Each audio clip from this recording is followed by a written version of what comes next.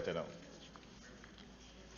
Mr. Speaker, I'm bringing to the House this evening for the regulations being taken today have been long in coming. You'll recall that the Major Organized Crime and Anti-Corruption Act, MOCA, was passed in this House in 2018, I think in fact November 2018 to be exact. MOCA was seen as established as was to be established as a specialized agency responsible for strategic, thank you. MOCA was to be established as a specialized law enforcement agency responsible for strategic intelligence, investigation and operations. Their mandate is to target organized crime, corruption and to collect evidence required to prosecute these serious crimes.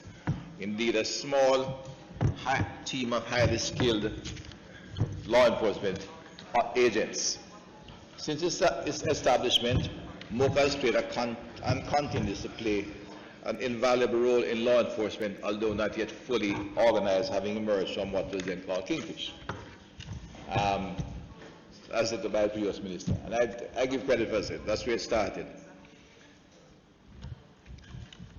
The investigation of serious and organized. In fact, Mr. Speaker, since 2016 to the present, the agency can boast the following successes. 427 mainly intelligence-driven operations resulted in 321 arrests, 275 charges, and 157 convictions. These arrests and charges were made in the areas of major organized crime, police and public sector corruption, and economic and financial crimes. 122 persons were arrested for advanced credit fraud, that is otherwise called lotto scamming, of which 105 were charged under the Law Reform Fraudulent Transaction Special Provisions Act. Ongoing collaboration with bilateral law enforcement agencies have contributed to the extradition and conviction of several key offenders. In the activity, funds seized and forfeited total $172,790 US and $6,981,000 Jamaican dollars. MOCA, in conjunction with the Financial Investigation Division and the Revenue Protection Division, has forfeited assets valued over $56 million. Local partnerships have led to the restraints of assets valuing a total of $746 million, 200,000 Jamaican dollars.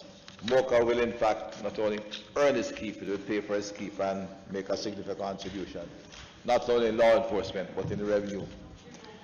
That's their job, and they're doing it very well, and I'm confident that as they assume their fully autonomous, independent role, provided the requisite resources to their job, MOCA will advance their program significantly and really carry out their mission successfully to deal with corruption and organized crime in this country, partnering, of course, with the Jamaica Constabulary Force and section of the Jamaica Defense Force. Mr. Speaker, Section 42(1) of MOCA Act provides the minister, subject to affirmative resolution, to make regulation generally for giving effect to provisions of the Act and for its proper administration. Regulation made under this section may prescribe a code of conduct for officers and other matters. In this regard, the Major Organized Crime and Anti-Corruption Agency Code of Conduct and Disciplinary Procedure Regulations 2020 are placed before the House for consideration. The passage of these regulations, of course, are required to give full effect to the establishment of MOCA as a statutory law enforcement agency with operational independence and autonomy. I think we need to take note of that, Mr. Speaker, because the responsibility they assume is awesome and major and requires them to operate totally independent of the executive directive while subject to regulations. The establishment of this code of conduct is a timely reminder that those involved in law enforcement hold a position of public trust and must operate with the highest degree of integrity, professionalism, and ethical conduct, maintaining confidentiality and professional image at all times. I will now take your attention to some of the key provisions outlined in the regulation, which is set out in 3 parts and is, of course, circulated in this House on the 12th of March. Part 1, of course, established the application of the regulation with the preliminary section. Part 2, Code of Conduct, which sets out the Code of Conduct under the regulations. All officers must conform to the provisions of the Code of Conduct and will be held accountable for contravention of any provision set out therein. They, of course, will have an independent appeals tribunal overseeing them. In detail, it provides for the establishment of a Code of Conduct and responsibilities of officers in relation to the Code of Conduct. It relates to the official duties of the officers, the responsibility of senior officers, and I heard Paul say that we're going to have a fairly flat hierarchical structure as opposed to the long, what may be considered the most longer structure, taller structure of the Jamaican Constabulary Force. There will be agents, special agents, supervising agents, and a deputy director at both 4 or 5 levels to ensure that we can recruit and retain the specialized services that we require, and we can provide the required remuneration at this point in time. The code will refer, of course, to deportment at all times, deal with conflict of interest, financial disclosure by any officer, non-participation in investigation or prosecution of a matter, use of official position within the agency for private gain, participation in demonstration, participation in political campaign and any such activity, of course, confidentiality and information and security. The code will cover all these areas. And I'd point out that while we have not gone as far, but in certain jurisdictions that relate to Jamaica, officers occupying such sensitive positions are reviewed up to on a 6-monthly basis. And if they fail the review, they can in fact be separated from their jobs. The regulations will have a pretty strong framework to ensure the professionalism, integrity of these officers. So speak with regard to the establishment of Code of Conduct and responsibility of officers in relation to the Code of Conduct pursuant to Clause 4, subsection 2, A and B of the regulations.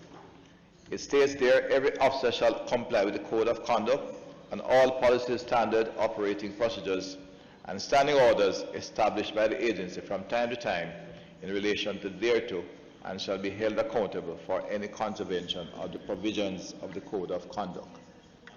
As an agency mandated to investigate serious crime, it dictates that officers who are carrying out investigation must not be of a questionable character. They must not be connected to any activity that can implicate themselves and, by extension, the integrity of the agency.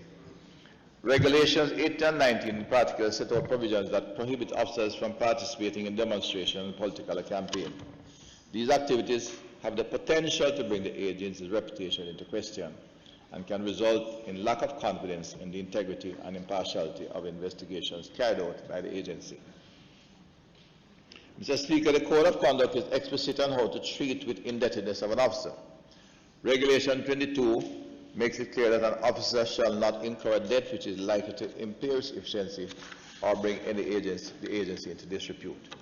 The receipts of gifts and personal benefits are also dealt with in Regulation 24. It should also be noted, Mr. Speaker, on account of the fact that MOCA officers should comport themselves with utmost of professionalism, the use of drugs and alcohol while on duty is strictly prohibited and is provided for under Regulation 28. Disciplinary procedure. Mr. Speaker, having regard to the sensitivity of MOCA's mandate, it is critical that the regulations clearly outline provisions that treat with disciplinary procedures. Regulation 31 to 51 of Part 3 establishes actions that constitute misconduct, the disciplinary procedures involved, and possible sanctions that can be imposed. The areas dealt with include the following: disciplinary misconduct and disciplinary proceedings, making of complaint, action of senior officer on receipt of complaint, establishing of a disciplinary committee, general procedure relating to the conduct of hearing in relation to disciplinary charge, and imposition of sanctions by the Director General. To resolve disciplinary matters in an unbiased manner as prescribed by the regulation, a disciplinary committee, Regulation 39, is to be established, comprising internal and external personnel appointed by the Minister to conduct hearings in relation to reports referred to by the Director. General Regulation 48 outlines the potential disciplinary sanction that can be imposed on any officer found guilty of disciplinary misconduct. Importantly, Mr. Speaker, while understanding that MOCA is a law enforcement agency, The principle of natural justice and the protection of individuals' constitutional rights have been taken into consideration. In this regard, Regulation 4951 set out the process of appeal. In conclusion, Mr. Speaker, I must underscore that in recognizing the mandate of MOCA to investigate major organized crime and corruption, it is critical that the integrity of the organization is unblemished. It is therefore important that clear guidelines for officers are established and enforced. I have taken time to highlight the tremendous work being undertaken by the agency. These regulations will, of course, provide these officers with the necessary guidelines to further execute their duties and fully establish MOCA as an independent, autonomous organization designed to investigate and prosecute organized criminal organizations, root out corruption within the system, and assist in intelligence gathering, and plays a most critical role in cyber defense of the country. This is a very critical agency coming at a very good time. It took some time to bring the regulations here. There are matters that affected the design and the execution of this particular schedule, which gave the draftsmen some challenges.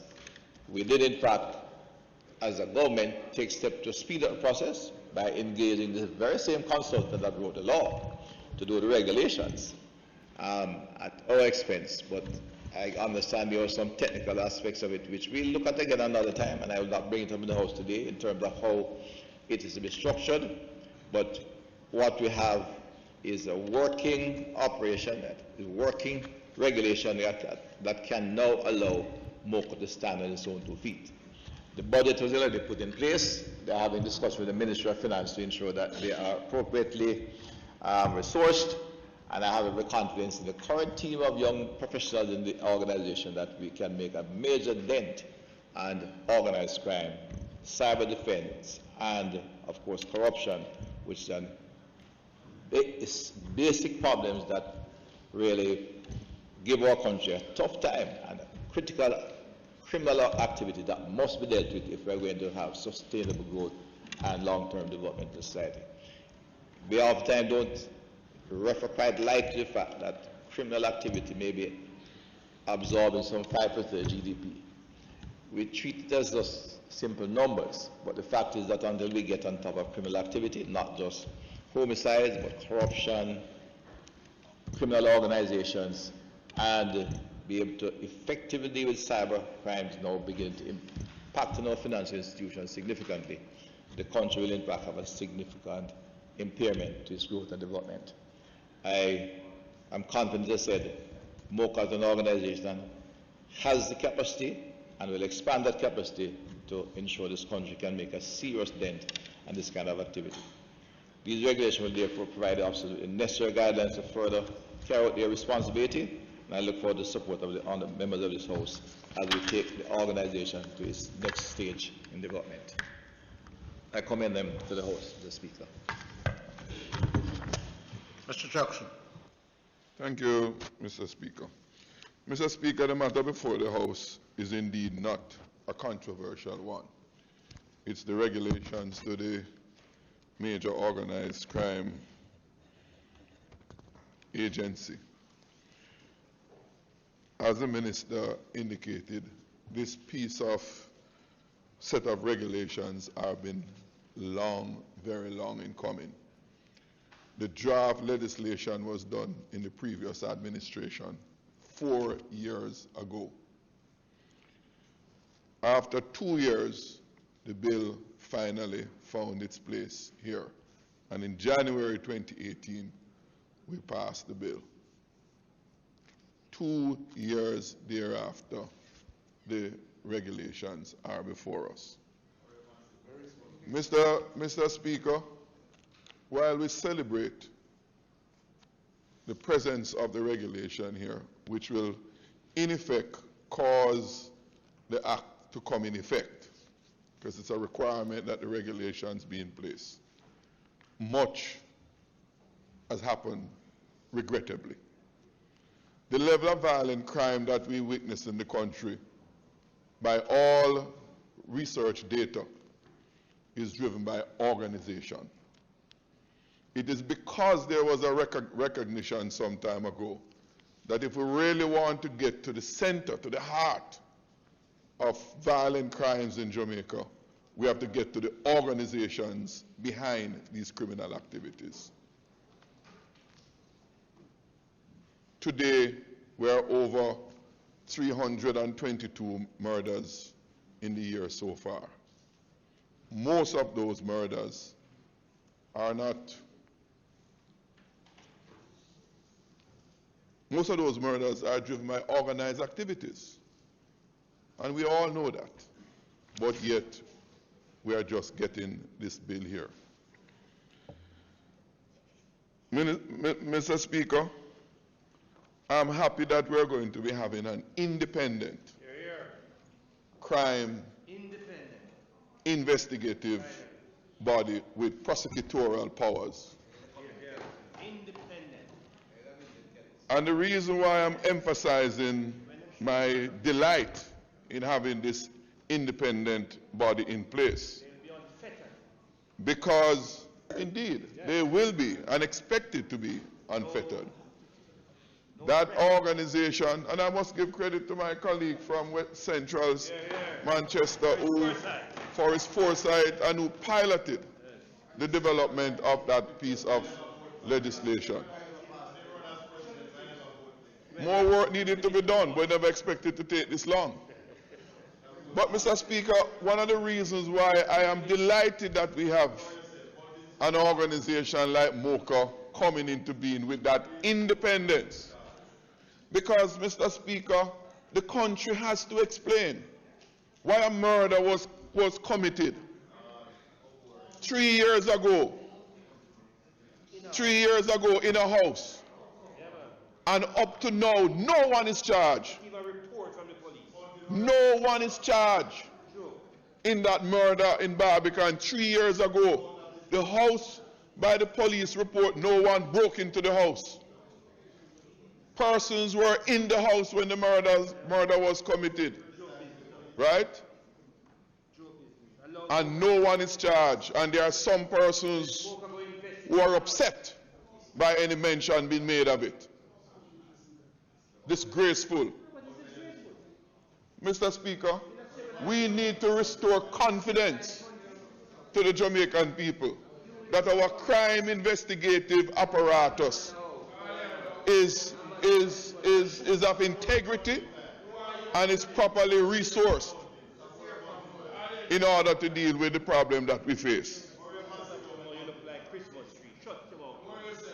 Mr. Speaker, over the last 4 years, since the legislation was developed and it been passed, there is far less JCF members in MOCA now than was before. The organization has been allowed to be depleted of its human resources, and its capability has been diminished because of the tardiness in bringing this matter before. Mr. Speaker, Jamaica celebrate the presence of this set of regulation today. Mr. Speaker, there are, Minister, as I indicated to you, there are a number of little points I saw in here, but they are not of any great magnitude to detain the passage. I would rather live with those, what I deem deficiency there. I would rather live with them than to allow one further delay in the passage of this set of regulations. So, Mr. Speaker, the opposition gives full support to this set of regulations before us. And we ask that there is not as long delay in the setting up of MOCA as an independent entity by provision of its budget, etc., that you made mention of in your presentation, Mayor. With these few words, I give support to the regulations.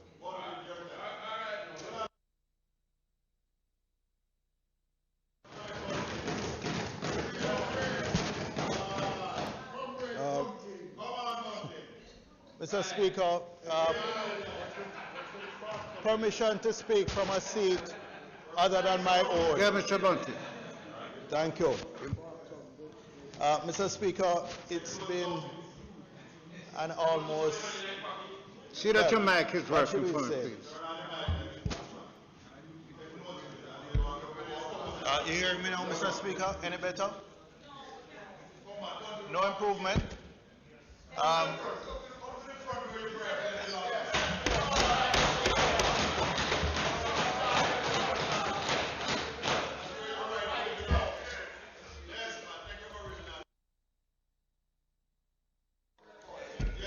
Mr. Speaker, any better?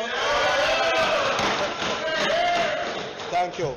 Mr. Speaker, I don't think I could allow the final piece of legislation to fully operationalize MOCA without saying a few words on this bill. Not just to claim paternity, but to really just remind this House the process that we took to get here. The idea and what was originally a task force, MOCA was originally a task force, not an agency. It was launched in June 2012. This was a joint team. It had members from the JCF, the JDF. It had representatives from PICA, Customs Enforcement, FID, RPD. It was really intended at the time to be a joint team that could pull together the intelligence and the information from different parts of the law enforcement spectrum. And it literally started to have success from its first year. But we early on realized that if we were to ensure that the work that it did was institutionalized and not lost in the political cycle, that we needed to establish it as an independent agency. And we did considerable research. We looked at the National Crime Agency in the UK, we looked at the FBI model in the US. And when Cabinet issued the drafting instructions, it was based on choosing the best ideas and concepts from these agencies. We moved from a task force to an agency, I believe sometime in 2014, when we merged the anti-corruption branch of the JCF, which was then headed by ACP Hay and operated quite independently of the JCF. In fact, they had their own base of operations, which was quite discreet and separate. And they recruited persons directly from training school into the anti-corruption branch because they were concerned that they wouldn't be tainted. And so it was at that time now when we combined the anti-corruption branch with what had previously been the task force, the MOCA task force, that we converted it to an agency. And we set upon making it a permanent part of the law enforcement architecture in Jamaica. We were at the point of examining early drafts of the bill when the administration changed. And I'm encouraged by the fact that the new administration accepted the work that we had done and continued it and has carried it through to fruition today. I wish it had also happened with the Unite for Change program, but at least it has occurred here. So I would, after tracing that history, just in closing, emphasize the point made by my colleague, the Shadow Minister of National Security, in that 4 or 5 years ago, we actually had a much larger strength working at MOCA. because we had many more persons from the JCF who were, on secondment, more persons from the JDF. And I think now that, it has become its own institution, persons have to make up their minds. Either they're going to become permanent members of staff, agents of MOCA, or they're going to return to the department or agency that they came from. And in that process, in that transition, they've lost a lot of people. So I think it's very important that the budget and the resources be provided to staff them up back to their full strength. And I also must acknowledge, Minister, I don't know what the status is now, but in the early days, we got a tremendous amount of support from our international partners in terms of equipment, in terms of capabilities, in terms of training, etc. And I hope that it still continues, and perhaps you could say something about that in your closing. So Mr. Speaker, I'm happy to stand in support of the regulations and look forward to this agency not just being fully operationalized, but having a powerful impact in reducing corruption and organized crime in Jamaica. Thank you.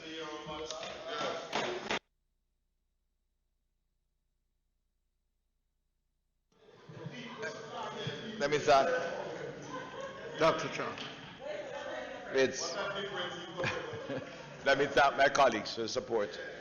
The MOCA organization have put on crystal glass, they crack easily.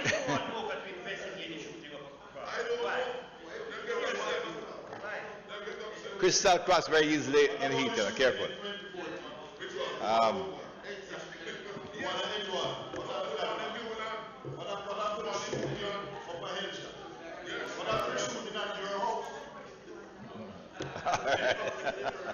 Portmore is your house, all the Portmore. So you can't avoid that one. Mr. Speaker, MOCA is a very important agency. I make just brief comments that I close on it. One, our international partners continue to play a very critical role in support to MOCA. In fact, they are very concerned that we took so long in getting the bill to the regulation of the House. You'll recall that, in fact, I think they had a hand in assisting us with the consultant to draft the bill. We retained the same consultant, and I won't dwell on it, but there was some, the member mentioned establish a law enforcement agency, and with no constitutional framework, that we did have a little bit of a weakness there. It was structured, because to give them the full police authority, the statutory law don't allow for it. And that's what took some time to get them in the framework where you get the police authority and you still protect them from civil action. Because that is the challenge that was faced by the drafters that took them so long in going through different models and trying to mix civil service with police commission models and different areas across the globe to get to a state of regulation that satisfied that situation, that gave them the authority but protected them still in the Constitution. And in fact, where it is, we may still have to look at it again at a later stage, but we're going to proceed because it's important to get the organization up and running independently. The fact is they continue to have members of the JCF, JDF, and they have had some bright young recruits themselves, straight from university, and I say they have a fine team of young individuals. We have been somewhat depleted, as some people are a little bit unsure of the future, especially those from the JCF. And others have been promoted because they are among some of the bright future. But they're still a strong core, and as outlined at the very beginning, they have done quite a number of cases. They don't make a lot of noise when they're doing the work, but they get the man, so to speak, which is why I've used the term the FBI of Jamaica. And they work at it and go through it very, tirelessly with a lot of energy and time.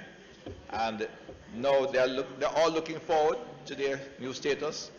In terms of timeline, I say outside line, maximum 90 days to just get everything in place. So have them conclude their discussion with the Ministry of Finance, set their salary scale. They have had laid out a structure for the organization, which I can say is a flatter structure than the police and the army, which is correct. It's a body of almost all specialists.